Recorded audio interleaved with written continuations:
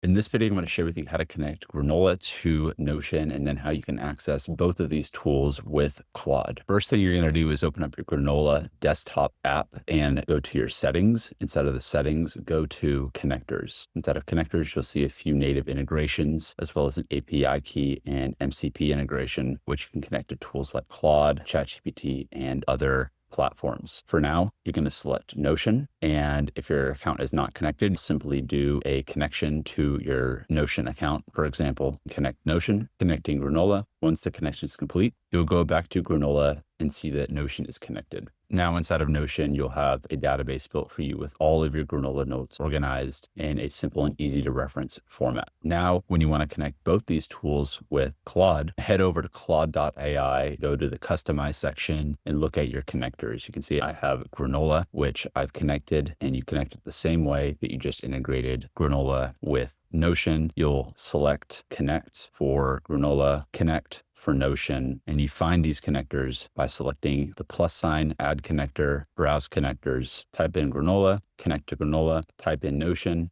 connect to Notion. And now when you're inside of your Claude chat, you'll be able to connect with your Notion database and your Granola notes and be able to update those via the MCP connections.